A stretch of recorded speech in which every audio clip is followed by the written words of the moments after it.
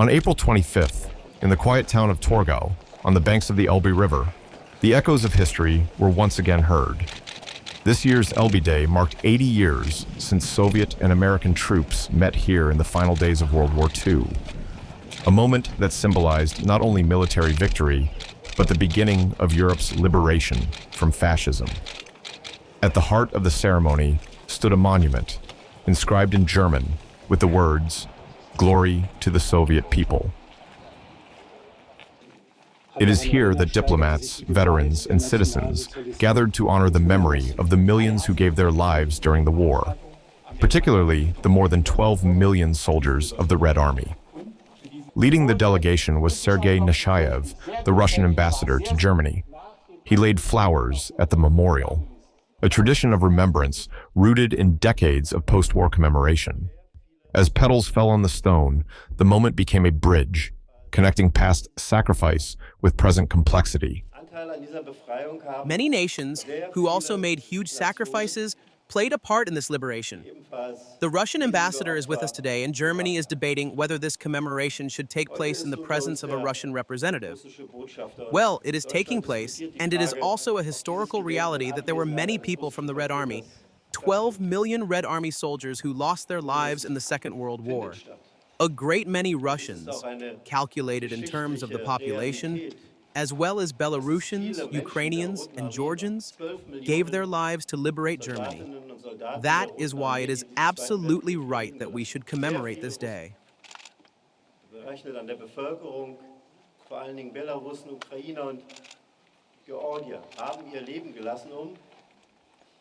Deutschland zu befreien.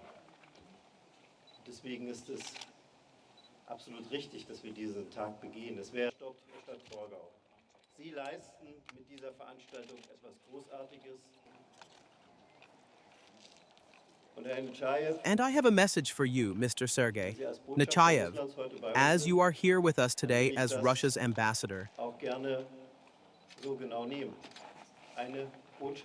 It was Russia that ordered a war against Ukraine in violation of international law, not in 2021, meant 2022, but back in 2014, and it is up to Russia, only Russia, to end this war. Also present was Saxony State Premier Michael Cretchmer. His speech acknowledged the deep and painful losses suffered by the Soviet people, Russians, Ukrainians, Belarusians, Georgians, and others who fought under the Red Army's banner. It is a historical reality, Cretchmer said, that a great many gave their lives to liberate Germany. That is why it is absolutely right that we should commemorate this day. Yet, the event was not without political tension. Addressing the Russian ambassador directly, Cretchmer did not shy away from present realities.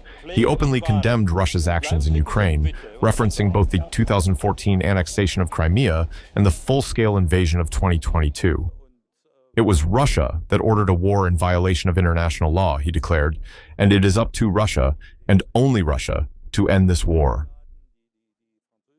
Und wir vergessen auf keinen Fall nicht den Beitrag der Alliierten. Die Amerikaner, die polnischen Soldaten, die französischen, die Briten, die waren alle im Krieg gegen den Narzissmus. Wir haben gemeinsam gesiegt und das vergessen wir auch nicht.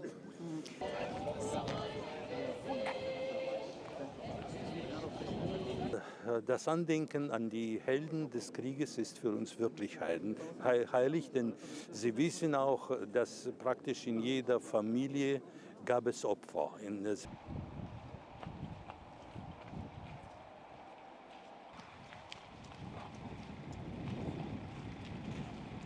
Ich weiß, dass wir viele Freunde in Deutschland haben und wir haben keine Probleme mit dem deutschen Volk.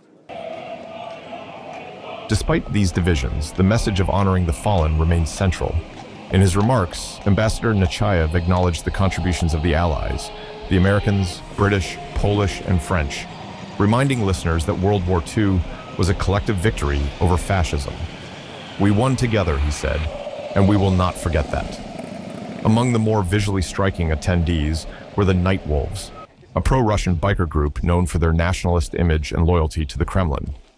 They arrived carrying flags and banners, laying flowers at the Soviet-American Encounter Memorial, and declaring their intent to preserve the memory of Soviet sacrifice. Wenn die Menschen sich damals nicht geopfert hätten, ne, würden wir alle, egal ob pro-russisch, kontra, gegen Ukraine, für Ukraine, wie auch immer, würden wir alle nicht hier stehen. Und das jetzt hier heute irgendwie versuchen, von Teilen der Deutschen das vergessen zu machen, das ist einfach nur traurig. Und wir als Nachtwölfe sehen uns da drin berufen, das aufrechtzuerhalten, dieses Gedenken. Und deswegen sind wir alljährlich hier.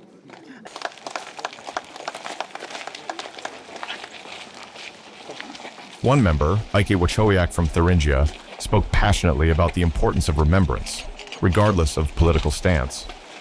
If people had not sacrificed themselves back then, we wouldn't be standing here today, pro-Russian or otherwise.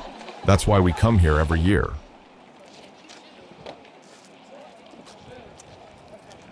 Das Gedenken gilt den Soldaten, nicht den Politikern.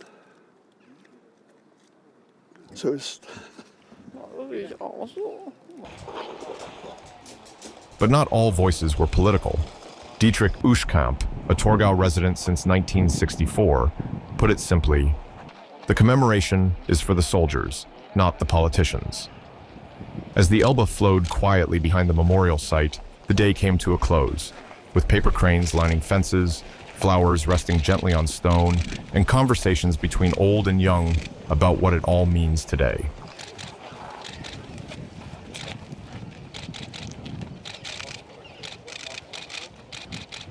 Elbe Day remains a day of shared memory, shaped by both reverence and reflection.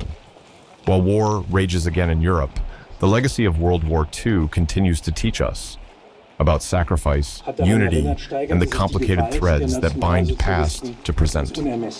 This was not just a ceremony of mourning. It was a moment of remembrance and a reminder that history, when forgotten, often returns in unexpected ways. From Torgau, Germany, this is the story of Elbe Day 2025. Anteil an dieser Befreiung haben sehr viele Nationen, die ebenfalls riesige Opfer gebracht haben.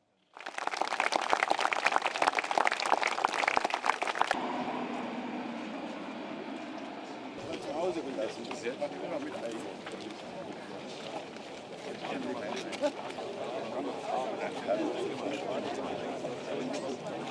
The youngest son. Yes, he was a little older when he had me, but yes, certainly. Yes, I'm very happy to be here. I had the photo of him meeting Khrushchev in '55. Das ist der berühmte Handschlag. Ja. Vielen Dank, dass Sie diese Erinnerung pflegen und wahren.